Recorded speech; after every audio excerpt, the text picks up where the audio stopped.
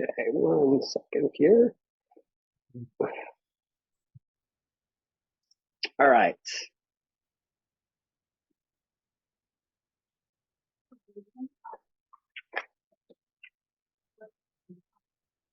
All right, guys.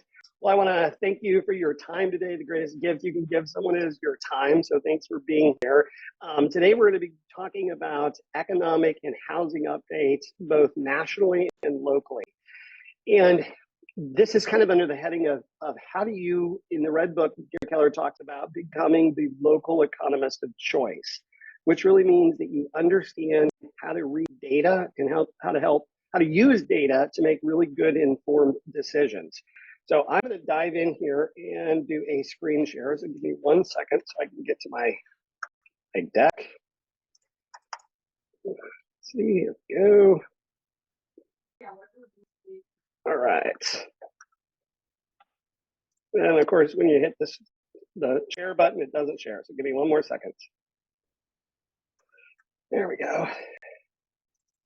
Okay. Okay, there you go. All right, we got this up.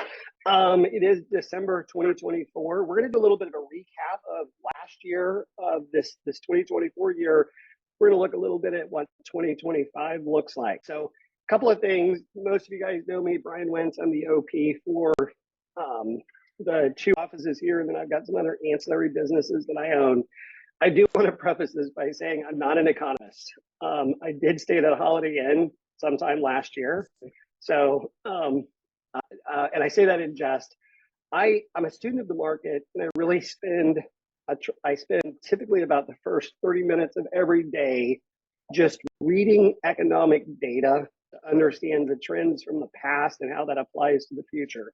And again, as I said before, I do that so I can make good informed decisions, both with my money, with my businesses, with strategic planning. And as an agent, you have the opportunity to do the same thing with your clients. So this will become a monthly series. And I really have 3 specific goals. First is to help you understand the market of the moment, both nationally and locally. And that means making sure that you really understand how things are connected and what causes our markets to go up or down, our housing market. Particularly, I look at the existing home sales.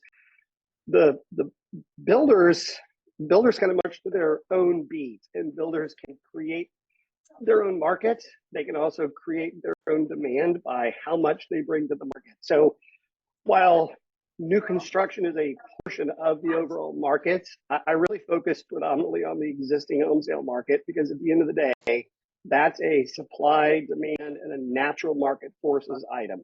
When it comes to the builders are not the march of dimes. They are in it by profit, and so they can do things that are a little bit unique versus the residential resale market. So first, we want to understand the market of the moment locally and nationally. Then we want to help you be a resource in guiding the decisions of your clients. And so being able to be that local economist of choice. And then lastly, I just want to ask you, in today's market, if you can put in the chat box, if you can come off mute, I'd love to hear from a couple of you. What are you experiencing in terms of demand, just those high level challenges? Not, I can't get a negotiation together, but what are those higher level challenges you guys are experiencing in the marketplace right now?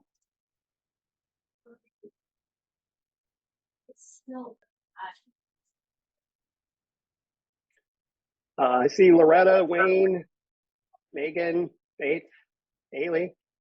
Anything that you're experiencing in the market right now?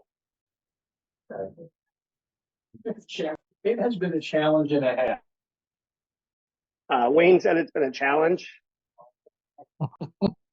Yeah, I'm about to show you why that's the case. But we are in a challenging time right now. So if you feel it, you're not alone. And if you don't, congratulations, and you're going to be prepared really nicely for what lies ahead. But it's a challenging time right now. So let me go back to my share and let's talk about what this looks like. Okay. So a couple things. My data sources for this is predominantly the National Association of Realtors. So I've got NAR. Let's see, and I'm going to make Kennedy a co-host here so that she can monitor the chat. So let me do that real quick. There we go. I use the National Association of Realtors. I rely heavily on Altos data. Altos data tracks every listing every single day in the marketplace and what's happening in terms of days on market, supply and demand, sales, and where most of the NAR data is anywhere from 1 to 3 months behind. Altos is literally day by day, so that lets us be a little bit ahead of the curve. And I use trading economics a lot for my economic and data research. You'll see some of those graphs in here. So let's jump into the U.S. economy. Here's the reality that we're facing, and it's this. We are currently on pace to sell about 3.96 million home sales in 2024. Now, when we look back going into the pre-COVID era, and you'll see over here on the chart, we were trending at approximately 5.5, 5.6 million sales pace, and it's a pretty good sales pace. It's historically pretty common, pretty average sales pace. You'll notice, and I'm sure you all remember when COVID hit, that March of 2020 timeframe, and you went, "What just happened?" Like, we're at home. There's no toilet paper, nothing on the shelves. Well, of course, no one left the house, and that sent our U.S. existing home sale pace down to about 4.1 million.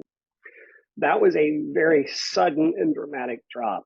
At the time, we actually thought that pace was going to maintain. We expected the COVID lockdown to really put a wet blanket on the housing market, and of course, we were completely wrong on that.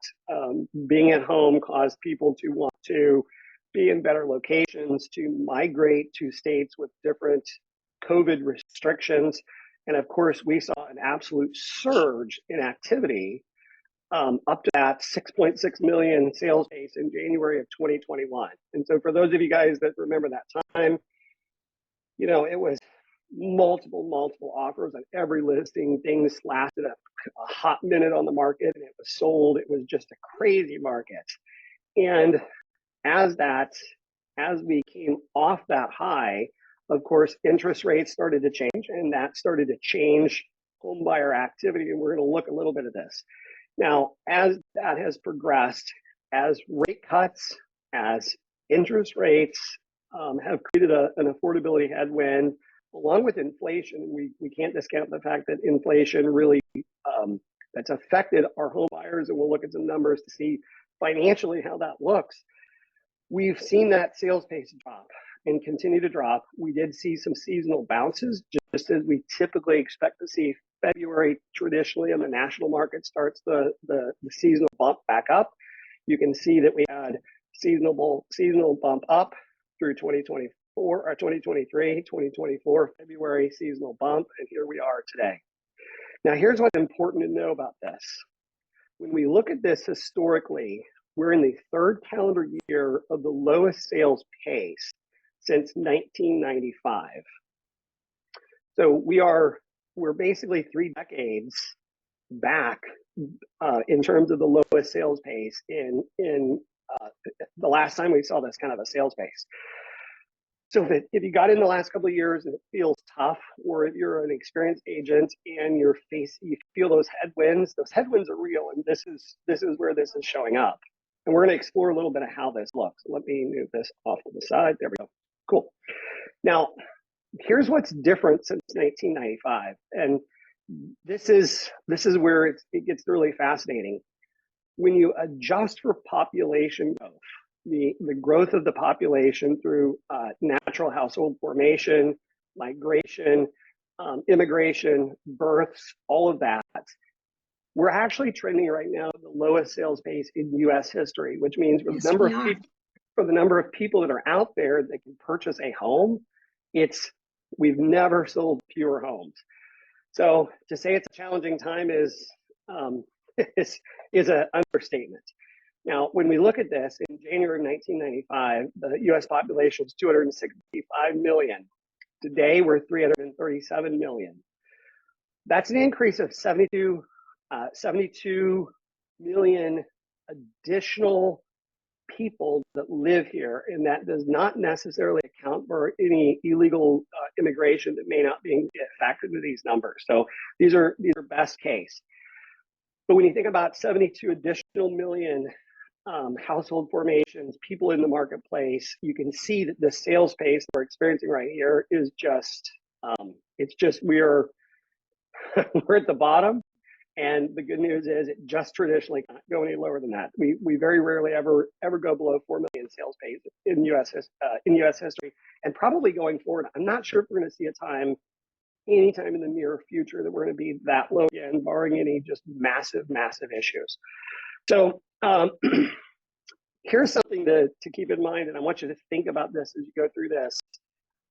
In the last 2.5 years, we have somewhere between about 1.3 million and 1.7 million home sales that should have occurred that haven't. And this is where you hear people talk about pent up demand. And I'm not a big pent up demand person, but I do call them a sideline home buyer. So when you look at the numbers, if we would have trended with traditional home sale paces, and we would not have had COVID lockdowns, we would not have had record low interest rates driven by monetary policy that was trying to speed the economy up. And then, of course, we got oversped and we got into inflationary territory. We would have had that additional 1.5 ballpark million sales each year, which means that over this next period that we're going to talk about, we have anywhere from about 3.9 to about 5 million additional home sales that are sitting on the sideline. And these are people that have had births and they're stuck in their space. These are people that need a home office but are working out of the kitchen. These are people that have gotten married and are living with their parents. These are your double ups, your kids that are living at home, not because they're just millennials and they can't move out of the house, but they actually can't afford, we have an affordability issue, they can't afford to go and rent or buy. So as we see some of these things transpiring, let's look through and see kind of the factors that have been affecting this. Okay. Okay. There's really 3 major factors that we've been dealing with that have got us here. The first one is inflation. So there are no political commentary in this, and inflation was a real thing this last couple of years. Mortgage rates, and mortgage rates are predominantly driven by the bond market, which is also inversely proportionate to the stock markets. And then lastly, it's just existing home levels. We've had some savagely unhealthy inventory levels that were driven by some of the pandemic economics. And we're going to look at how crazy, when you look historically at this, you really get a good picture of what happened. So let's look at U.S. home sales as it relates to inventory of existing home sales. And you're going to notice, you're going to see this trend throughout a lot of our discussion here, this 2022 period. 2022 was really a red letter year in terms of housing, in that we saw this massive run up leading right up to it. And you'll notice things just going to look like they go right off the cliff after this. So you can see as our home sales peaked, our inventory of available existing homes got to a massively low level in the US. Now, as of, I believe this was, and I do have a date in here somewhere, but I believe this was December of 2021, the US housing inventory hit 247 existing homes for sale in the US. So that was the total inventory of all homes available to be purchased at that time. Traditionally, we have anywhere from about 1.1 to 1.2 million existing home sales, and then total homes available is typically like 1.7, 1.8 when you add new construction in. So we were operating at 22% of the normal market level during that period of time. And that's part of what drove this like ridiculous run up in prices and some of the other challenges that we've been experiencing. The other thing that I would say about this is that if when we get to the end of this presentation, if there's a silver lining to 2024, it's that we allowed the housing market to heal and we've allowed, as you see here, we've allowed our inventory, and my placard kind of covers this up, but we've allowed our inventory to actually go back into a more healthy territory. About 1.3, 1.4 billion when you include new construction, and I'll break that out into existing home sales in a moment.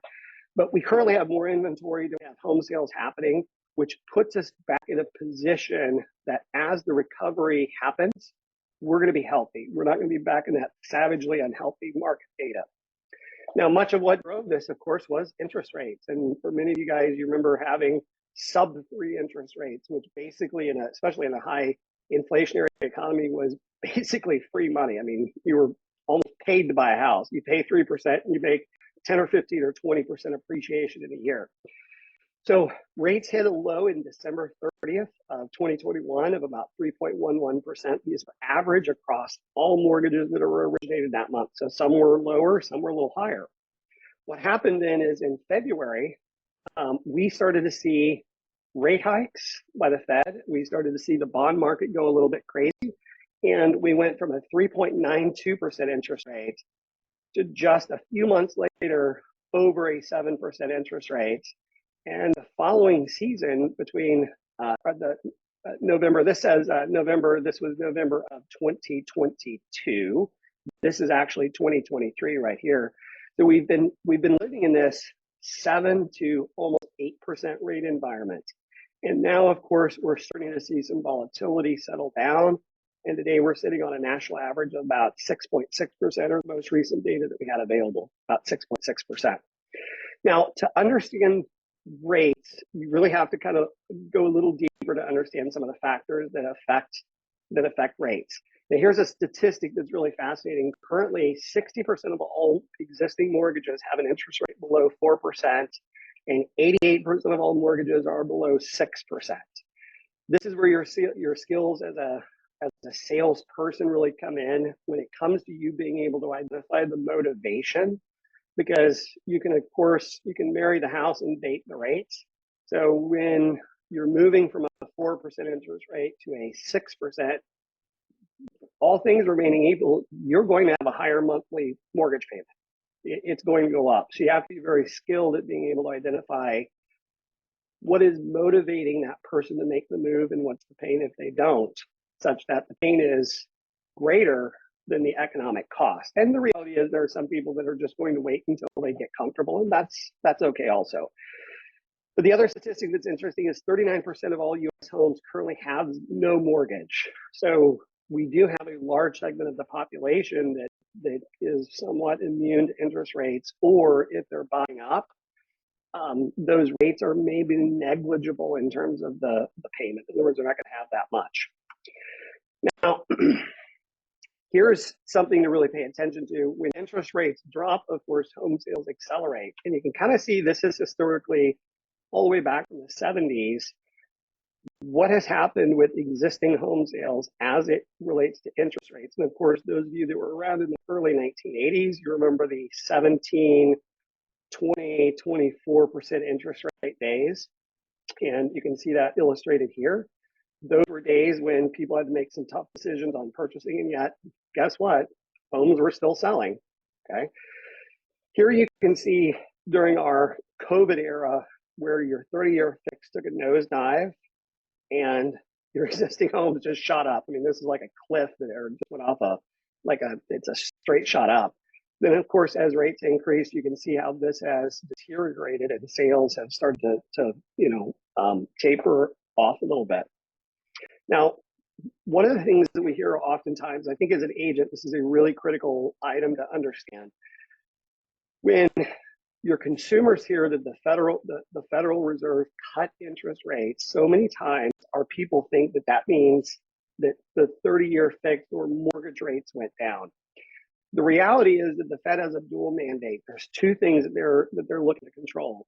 They're looking to maximize unemployment, or I'm sorry, they don't want to maximize unemployment. They want to minimize unemployment. They want to maximize employment. So they want steady and consistent job growth year over year, quarter over quarter, month over month.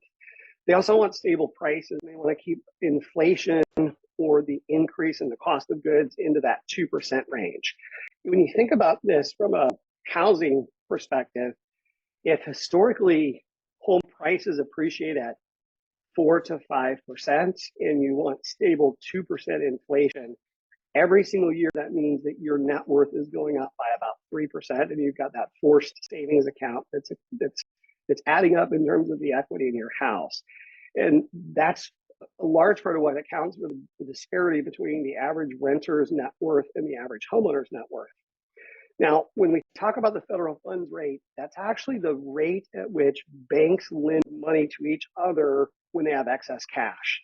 So if I'm a bank and I brought in a large deposit or someone paid something off, I may have cash sitting there. The next bank over may say, hey, we're a little short on cash to make our depository reserves. We need to borrow $1 million, whatever that is.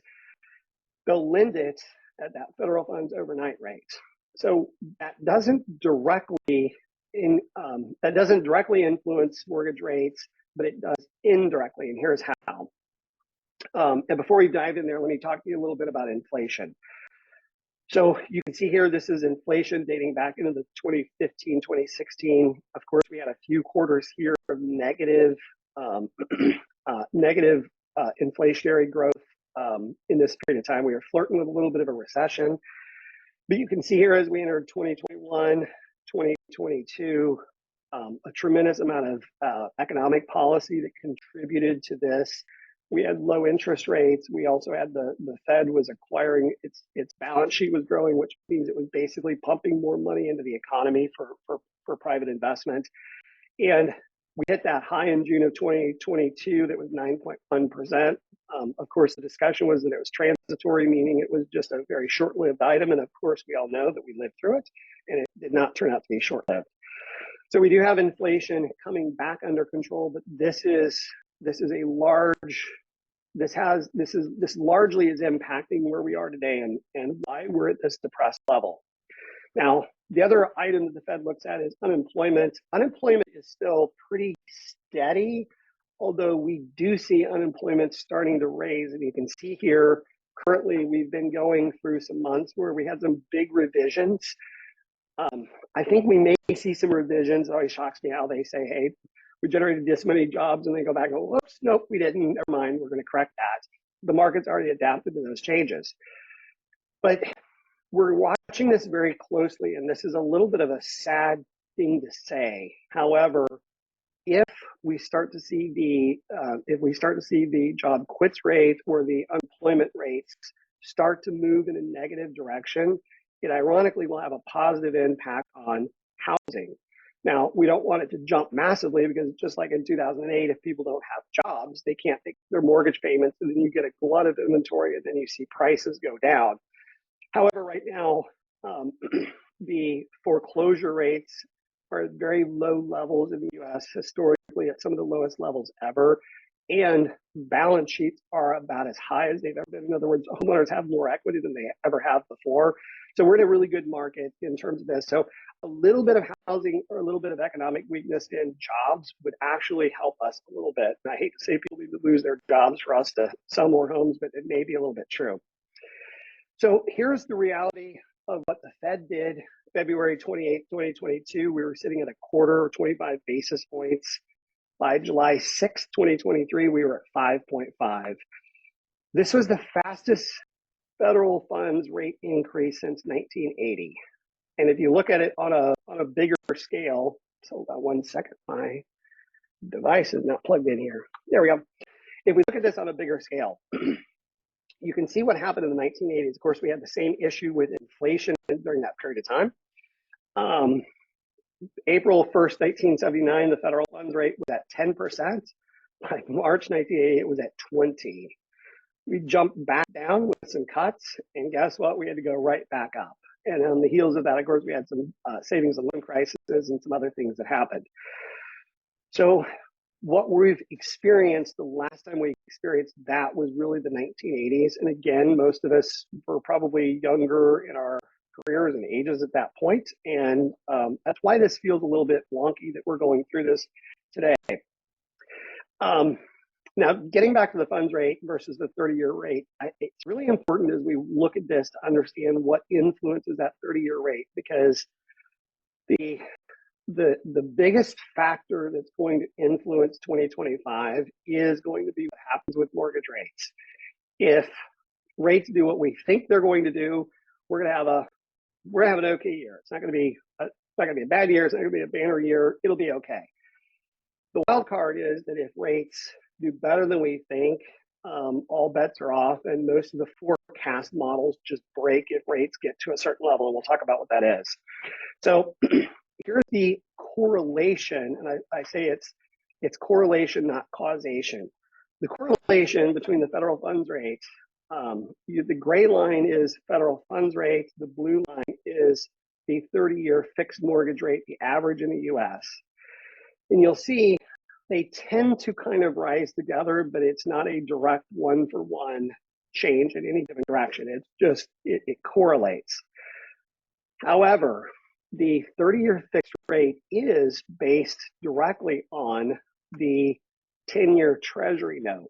And so when we look at the 10-year Treasury note, you can see literally it is nearly a direct correlation between the two of them.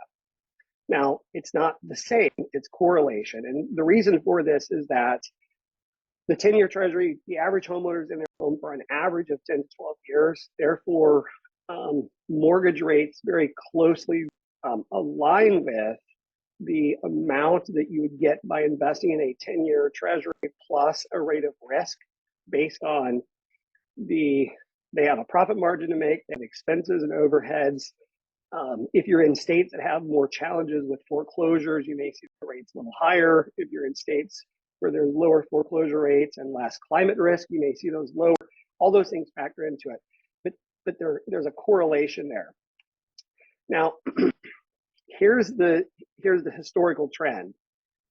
The difference in the 10-year Treasury, so right here, the difference in the 10-year Treasury in your 30-year interest rate traditionally is somewhere between about 1.5 to 2%, which means that if the 10-year Treasury is at 4, then you're going to see 5.5 to 6% interest rates. That's the traditional margin. However, what's been happening here the last couple of years is we've had a lot of volatility and a lot more risk in our market, which has caused those mortgage spreads to really expand. And this is interesting, but at the height, we were almost 3%. We were 2.96% spread between, almost twice the spread between a 10-year Treasury and a 30-year mortgage rate. That has contributed to our affordability issue at a really high level. And when you look at it here, you'll see we really hit that high in June of 2023, 2.96 a point spread. And you'll see traditionally, you're at that 1.5 to 2, kind of real consistently. So the reason I share this is by watching the 10-year Treasury, you can have a sense of where interest rates are going to go, and you can kind of monitor that for your clients. Now, if we look at this right now and today, like where do we sit today? The most recently available data was December 12th. The 10-year Treasury was sitting at a 4.32% yield rate, and 30-year fixed were about 6.6. So we've come down from that 3 to about 2.28. However, you've got about another 75 basis points that things could drop, which would take us into the 5s in terms of an interest rate. We know that historically, when we hit 6, historically 30-year fixed interest rates have averaged 7%. So we're actually below average, but it doesn't feel like that when you're coming off a 2.9% interest rate. Let's be realistic. However, when we reach 6, we know that that's a magic spot with the consumer that they feel more comfortable making decisions financially. When you hit a 5 handle, anything 5.875, 5.75, anything with a 5 handle will drive economic growth in the housing market very quickly, as long as we have sustained growth. And so here are the things that really affect those spreads. It's lower volatility. It's stable or slightly weaker job reports, so not like massive layoffs, but just some little bit of weakening. We might see unemployment go to 4.3, 4.5. We don't want to see it over 5. But that could bring rates down to that 5.875, even without any federal funds rate cuts next year. So this is the watched pot. We have felt like for months this spread was going to come down, and it just hasn't. Now, the reality is we do have the election cycle behind us. That does kind of help to calm the market's nerves a little bit. They know what's coming, and it's again not a political statement. However, Trump's economic policies, we've got a little bit of experience having had a first term, so we somewhat know what to expect, and the markets are less reactive to that than if it was a completely new presidential election or a new candidate in there. So this is where rate duration matters. We know from experience that 30-year rates, they typically need to move lower by somewhere between 2 and 2.5% and stay there consistently to be able to see sustained growth. So one of the keys is to see those spreads get better, and then to see those interest rates just stay there. Now, the last few months, as we've seen interest rates come down, we have seen new mortgage applications go up, and then as soon as rates go up, they drop right back off. So that's an indication that the demand is there. We just need rates to get lower, longer, and stay there, and that's going to be kind of the spark that we're missing.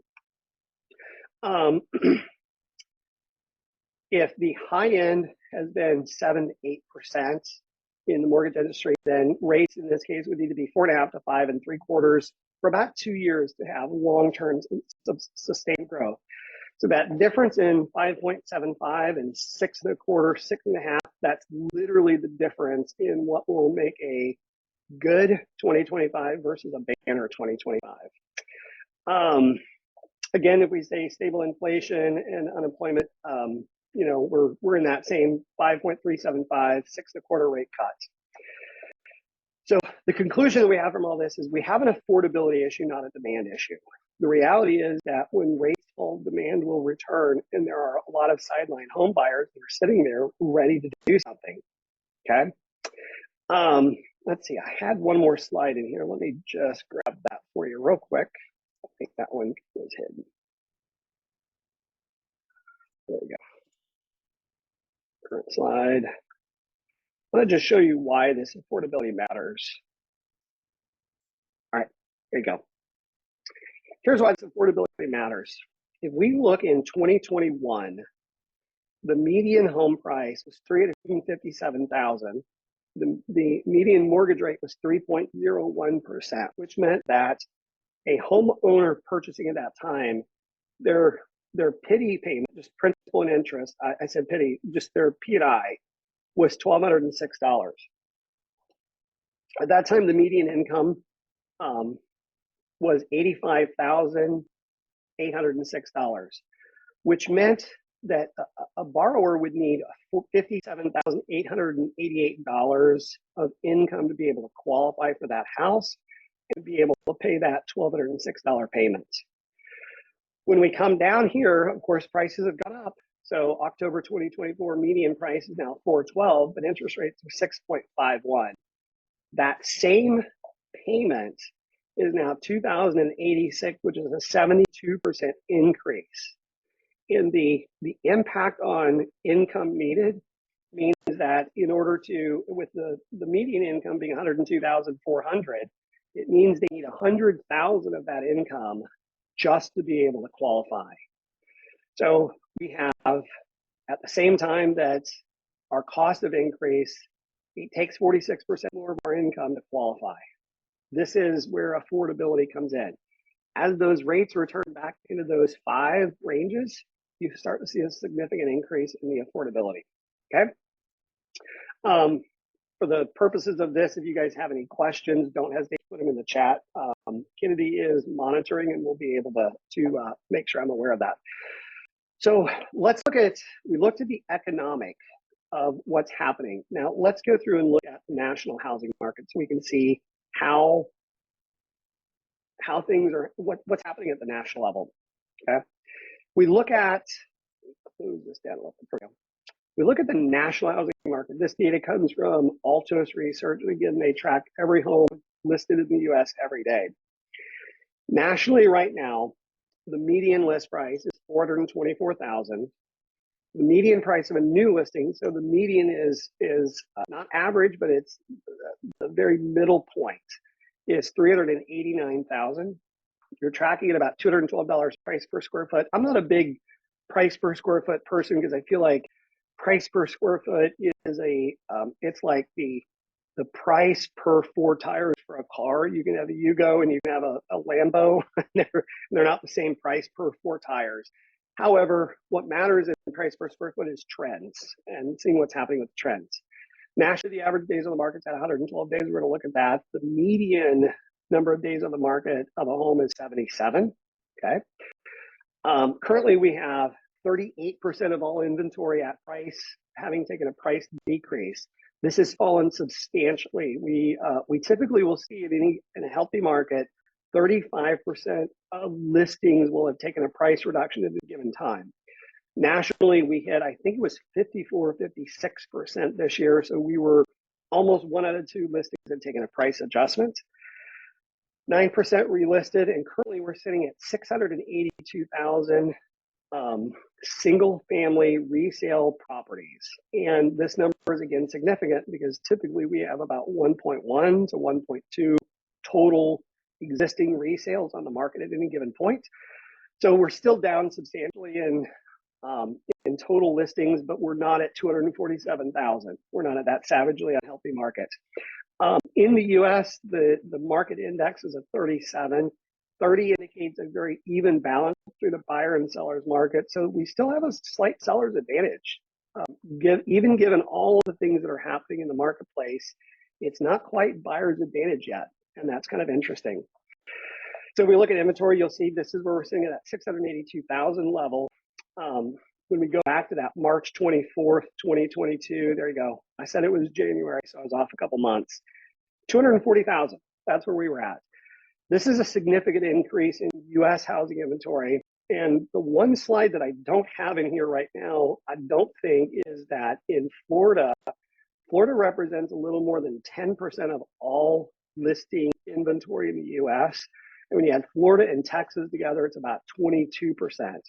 You do have some states like Connecticut that have just extraordinarily low historical inventory levels. So this is average across the US, but we do have some Sunbelt states that do disproportionately make up for this. And some of that's due to high property taxes in Texas. And in Florida, we have obviously high insurance rates due to climate risk and other insurance factors in our state.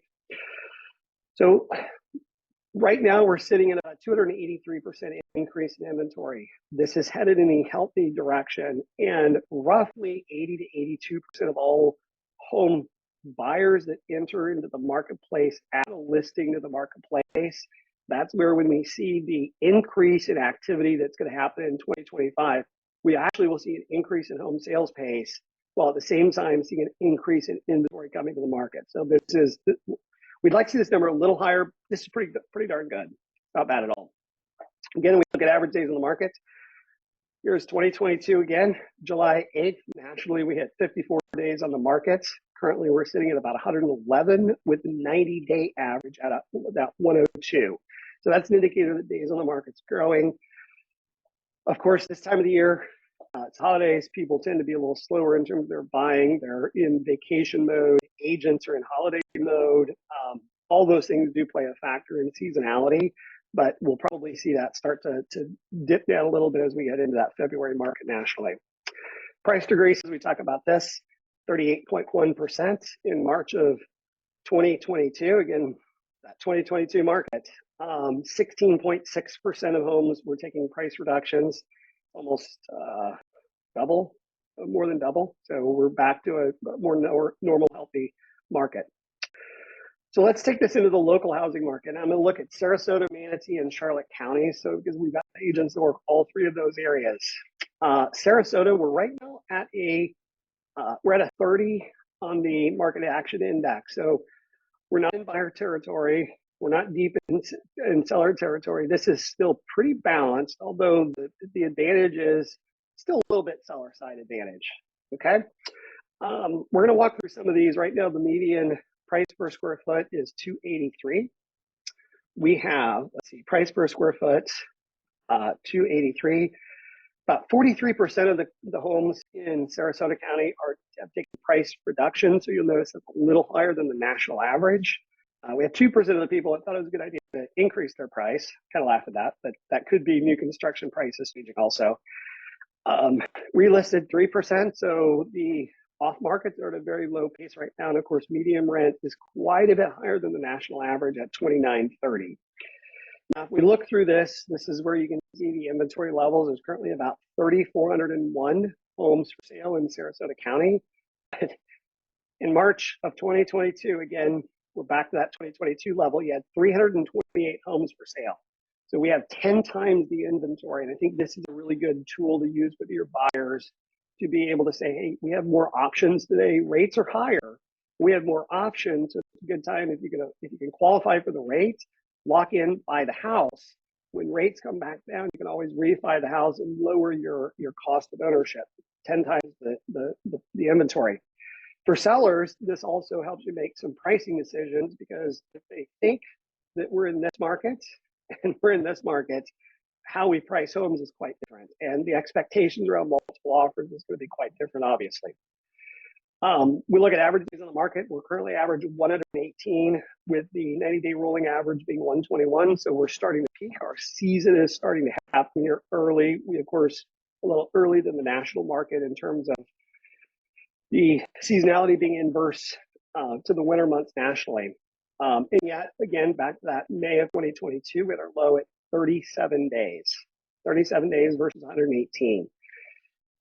It's a little bit of a longer road, and if it's well priced, well positioned, a buyer will buy it. So things still are moving. We haven't had a month yet we haven't had a month yet where no one has purchased a property. Median list price, if we look at that, we're currently at about $485. We had a high in March of 2022 of $699. And in January, we kind of came off a little bit of a low of $409. So we're still higher than where we entered into that crazy COVID era. The median price has fallen just a little bit. Properties with price decreases, we're at 42.5%. I may have had a double slide in there on that one. Charlotte County, let's pop down a little south. We're currently trending at about a 29 market action index, which means in Charlotte County, it's a little bit of a buyer's market right now. There's a little bit more of an opportunity to negotiate. Median list price is $410. Price per square foot is $237. Average days on the market 136, and about 40%, so again a little higher than even Sarasota County. About 40% of properties have taken a price decrease. Market rent still very high, $28.88, substantially above the national average. So let's break this down a little bit. Currently in Charlotte County, we have $29.33 in terms of inventory for sale. When we look back to that June, again, we're back to that 2021, 2022 timeframe. Our low point in Charlotte County was 282. Again, less than 10% of today's inventory at that point, which is part of what drove home price increases in that savagely unhealthy market. Days on the market, you can see that we've increased from the low of 39 days up to about 135. Again, we're starting to tip into that seasonal market again. And when we look at the median list price going into that COVID environment, we were 274. We had a high in May of 2022 of 529, and currently we're trending at about 410. So things have cooled a little bit. I think it's important to note that it's not that prices have gone backwards. It's just that price acceleration has moderated. So we're still going up, but we're just going up not like this. We're going like this. It's more of a 2, 3, 4, 5% increase as opposed to a 19 and 20% increase. The properties with price decreases in Charlotte running about 40 to 41%. So again, a little higher than that 35% level we'd like to see. As inventory comes on the market next year, we'll probably see that moderate a little bit. And if we jump back to Manatee County, we are currently 549 on the median list price, 282 on price per square foot, 103 days average on the market. We are still, you'll see here, market action index, we're at 32. So we're still, the advantage is still a little bit to the seller. Seller can still drive things a little bit more. And if we really look into what this looks like, inventory in Manatee County, we're at 2,230 listings. So a little less than the other two counties. Let's see. Okay. 2,200, but again, January 2022, that pesky 2021-22, you can see we were 268. So again, 12, 15% of what we are today. We've gotten back to a healthy level. I think that's the message that I want you to take away from this. The average days on the market, 103, up from the lowest average in May of 2022 in Manatee of 32 days on the market. And then if we look at median list price, we had a high in April of 2022 of 857,000. Currently, we're running 549. So that is still trending down. We're just getting back to more healthy price appreciation and price decreases. Charlotte County, let's see. Charlotte County, we are at 42.15%. There we go. Somehow I ended up with a Charlotte County slide in there, so I'm not sure what happened there. So I apologize for that, guys. So what does this all mean? What does it mean? How do we translate? How do we plan for what 2025 is going to bring us based on where we've been? So as I read the economic projections, I kind of amalgamated. These are the things that I'm hearing the most frequently from the sources that I read and what I look at. 2025 is going to be characterized by a return to a normal housing market. This is going to be something that's more pre-2019 levels. 2020 till today have been just very unusual years. They're anomalies in more ways than even this slide deck illustrates. So we're going to return to normal. But the thing about normal is that it's not, 42 offers when something, Loretta says, please. It's not 42 offers when you list a property. Normal is you list a property and it may take 70 to 90 days for that to sell. And you may need to take a price reduction or two or sometimes three. And so getting people to understand, and especially our buyers and our sellers, realistic about normal means when they've experienced the last few years, that's going to be a key. And that's where you're being the economist of choice and really guiding your clients with good decision making comes in. Again, we talked about this. 2025, one of the unknown kind of question marks is based on what rates do, how many of these sideline home buyers come back into the market? Because again, we've got nearly as many homes that sold in 2024 sitting on the sidelines and potentially as many as pre-2019 levels that are sitting out there that could still happen. And again, these are household formations, migration, immigration, births, outsized homes, people that have just outgrown their homes, relocations that just haven't happened, those types of things. So that's going to impact our 2025 through 2029, maybe even 2030 sales cycle. The question is, when are these transactions going to show up? And that's kind of one of the unknowns.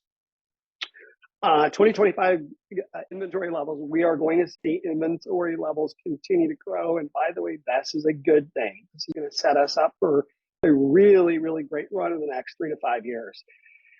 So we're expecting to see a 15 to 25% increase in the number of available homes. These are going to be single family resales. So this is the existing housing market. We do expect new construction starts to go up, although right now, when you look at the data, new construction starts are actually at recessionary levels across the US. So we've got to kind of pull out of that, because if the new construction slow down, and particularly the multifamily construction slow down too much, it means construction workers lose their jobs at a faster pace than what we want, and that could actually tip us more into recessionary territory. So if we're watching it, we're still okay, but it's a yellow light that we're watching.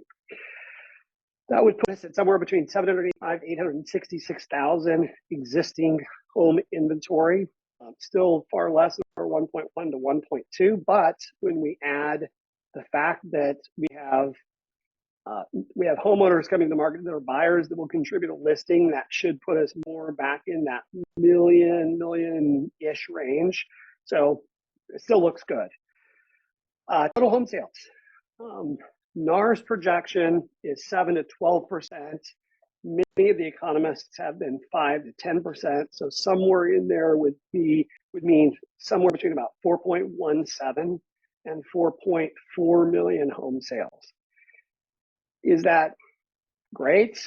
Better than 3.8. Is that an outstanding banner year? No, it's not. And unfortunately, I'll tell you, we really felt like by 25, we were going to be back in a not even just a healthy market, a robust market. The signs that we're seeing right now tell us that 25 will be good, but not great. But as we go from 25 into 26, we'll be back into what I would consider to be a great market, more in that 5.5 million sale pace range. So while we've made it through probably the worst of it, we still have a slog ahead. And I think it's important that you prepare your businesses and you double down on your lead gen and you really stay close to your database through this period of time and keep them informed. 2026, it's projected to be up another 10 to 15%, which would put us up in that 5 million and above range. And again, we have sideline home buyers. So if rates come down to the right spot, we're going to be in a pretty good spot for that. 2026 through 2030, we're going to see sustained housing economic growth from everything that we see. And this is going to be more akin to the 2015 through 2019 market where things were just good. Year after year, we saw sustained growth. We saw increase in U.S. home sales pace, stable interest rates, stable inflation, stable job growth, stable wage growth. This is setting up to be a really good next run. Now, the reality is all runs come to an end, so we have to be prepared for the market ahead, not the market that we're in. So when things get good, you need to start to think shifty and make sure that your practices can survive another shift that will happen in 7 to 10 years statistically. When we look at 2025 U.S. home appreciation levels, we're expecting to see 3 to 5% annually next year compared to the 10 to 15% seen in previous years. And you see all these doomsday people on the social TikToks and everything talking about price crashes. The reality is that the markets that we're in today versus 2008 you can't even compare the two markets. And the biggest factor is that today we have the qualified mortgage, the QM rules, which basically say that you can't get a mortgage if it doesn't make sense for you to get a mortgage. We did not have that in that 26 through 2008 timeframe that came into effect from Frank Dodd in 2010. So we're going to still see price appreciation. It's just we're going to be back to a more seasonal healthy. In Florida, the economists for the Florida Association of Realtors is expecting to see about 3.6% across Florida through this next period of time. So pretty normal, pretty close to our 4% U.S. average that we are accustomed to. We talked about that. Inflation rate, we're expected to see inflation rate stabilize around 2% and stay there. The biggest factor that's going to be affecting this, and this is where politics do matter, is our national debt is grown substantially, and the impact of that is it takes a tremendous amount of private capital out of the money supply. National debt's probably the one thing that really is, again, an unknown factor in what happens in the next 5 to 10 years, but it is a factor that is causing 10-year treasuries to be a little bit traditionally with bigger spreads, and it is impacting us. So something to pay attention to. We have Fed rate cuts on the horizon. We were expecting to see 4 to 6 next year. Right now, economists have kind of dialed that back to see 3 to 5 rounds of rate cuts.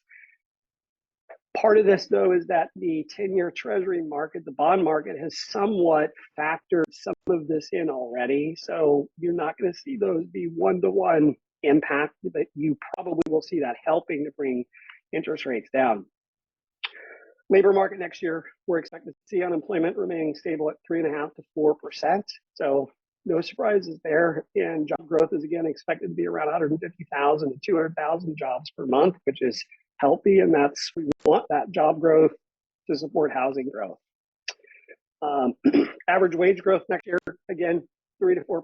These are all vanilla numbers. These are the things that we want to see. And last year coming into this year, these did not look so pretty. So we're happy to see these. And here's a couple of just things to keep in mind. 2025 demographic trends, millennial home buyers, which are aged 26 to 43, they're expected to make up 50% of all home buyers.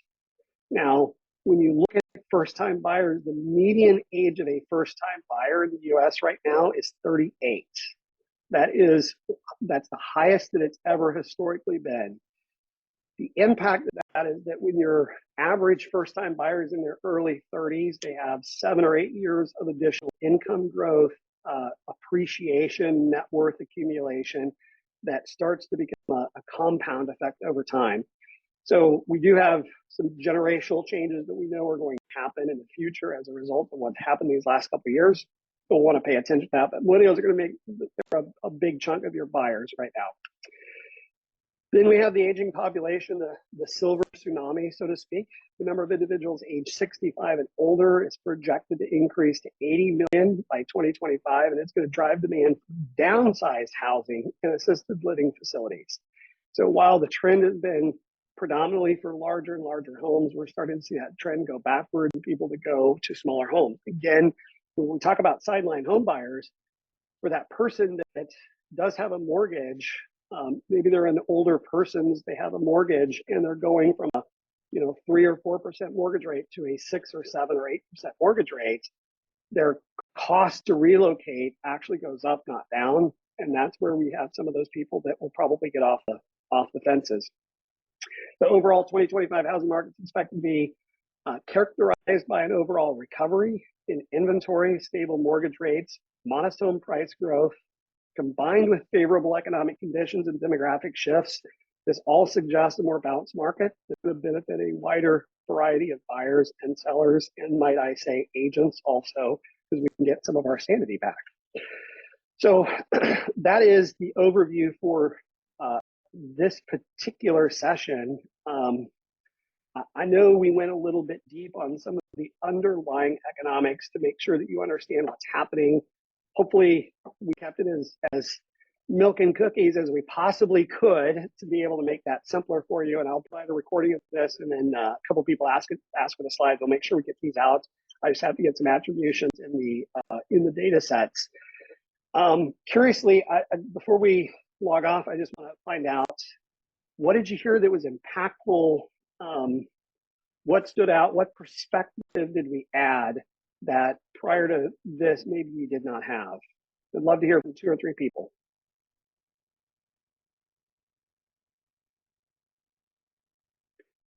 Jean, it looks like you were going to say something. I was just saying, you giving us those charts and those statistics are really helpful, because when we go on a listing appointment, we can pull out the appropriate one and say, here are some facts. And that kind of helps us in what we're doing. So it's a lot of information. Sometimes portions of it are ready for somebody else, but it gives us an extra level of validity. Yep, of course. Awesome. I love that. Put it in the listing presentations. Yeah, of course. Good. Who else? Love to hear from 1 or 2 other ones. Who heard something? Who went, wow, that's why this has been so hard. Yeah, there you go. Corey's raised his hands. I started in the 90s, and when I look back, I got in about 3 years. It was a period not unlike this, not to the degree that this was, but it was not unlike this. And I got in and thought, man, this is really hard. Like, wow. But the good news is that when you started a down market, you're prepared to deal with the skills and the challenges and all of those things that come up. So when the market turns, you will skyrocket. So if you have questions, comments, anything that you need on this, let me know. I appreciate you guys being here. Next month, we're going to go into a little bit more of absorption rates and things that are happening in your local markets from a little bit of a different vantage point. So we'll shake that up a little bit. And of course, if there's anything that you're curious about or anything you want us covering in a future session, don't hesitate to reach out and just ask. We'll be happy to help. So you guys have a great rest of the day. Brian, I think that somebody had a question really quick. Great, thank you. I did not have the chat open here, so let me get over to that. All right. Well, Haley had an aha that we are still in a seller's market. I know she's probably got her full-time position. Did I see somebody else raise their hand or something that wanted to say something? Oh, perfect. Yeah, go ahead. Can you hear me? Yes. So last night I had dinner with 6 individuals who were over 65 into their 70s and talking about assisted living and moving, or downsizing, which was really interesting. And then they came and started asking me questions about pre-COVID to now. And I felt that I did pretty good in the conversation, but those slides are definitely going to be very helpful, especially in those bad market areas from my point of view. So I really appreciate it. Yeah, absolutely. That's why we're giving these to you. And again, it's to educate, because if you're not a student of the trends, it's hard to answer those questions. But when you know where we've been and where we're headed, Right. You're empowered. Absolutely. People listen to data. So you mentioned National Association of Realtors, and then you mentioned Alto. Are they one and the same? They're not. Altos is a separate data source that Mike Simonson is the owner of the company. He just recognized that a lot of the data, he's an economist, a lot of the data was old. We're working on getting the Altos data added to the Market Center hubs so that you would have access to that in real time. That way, if you're needing to look something up, you can do that. And so look for that. That's an initiative that we got planned for the start of the year. We'll make that available to you. We'll still provide the analysis, but that way you can just click on the hub and go to town. Are you going to do this on a monthly basis? Monthly basis. That is correct. I just wanted to ask, it was actually, I just want to make a statement first. You know, it's actually pretty cool to have this level of awareness. Oops, hold on. Let me mute there. Okay, go ahead, Corey. Sorry. I want to say it was a real good experience to understand, people's sort of situations when they buy a house, and the awareness level for a real estate agent is not so linear. And it was nice to see those charts and trends to kind of I was simulating a bunch of conversations in my head about like how I tackle these problems, these issues that different folks face, whether it's taxes, HOA, or interest rates. The 10-year trend that you were talking about that correlates with actual interest rates, can you remind me what that was again? Yeah, that's your U.S. 10-year Treasury note. So that's if you buy a bond, a 10-year Treasury bond, that's the rate at which the government would make a payment to you. That's the note value of that, or the face value of that note. You say it strongly correlates with interest rates, not the mortgage. Yeah, great question, Corey. So there's typically about a 2%, 1.5% to 2%. So if you watch that 10-year Treasury and rates, or if the 10-year Treasury is sitting at 4, then you're going to see interest rates somewhere between about 5.5 and 6. At its height, we had a 3% spread. So when we were sitting at 5 at the 30-year fixed rate, the 10-year Treasury, you were sitting at almost 8%, and that's when things got a little bit crazy this year. So, but yeah, typically 1.5 to 2%. If you had 2%, you're in the right ballpark. Thank you. Good job. All right. Let's see. Deborah said, it's my understanding that we currently have well over 6 months of inventory. So doesn't that mean we're in a buyer's market? It's a great question. We're going to go into absorption rates. In terms of the pace, we do have inventory that has increased. We're still not back to the traditional inventory levels that we would see with reduced buyer demand. We're on that verge, but most of the markets, with the exception of the condo markets, I didn't cover that in today's session, but most of the markets are still pretty balanced. And typically, that means the ball's not necessarily in anyone's court. If anything, it's a little bit seller's advantage because they can hold their prices. They don't have to move in some cases, but we'll go into those absorption rates next month so you can really see what's happening with that. So it's a great question, Deborah. Cool. All right, guys. If there is nothing else, I'm going to wish you a great afternoon. Thank you for your time today. And I encourage you, go back, spend a little time reviewing this, and sharpen your skills, and let's go make 2025 be the best we possibly can. Standing. Thank you, Brian. Thank Cheers, you. everybody. You bet. Well done. Nice. No, you did.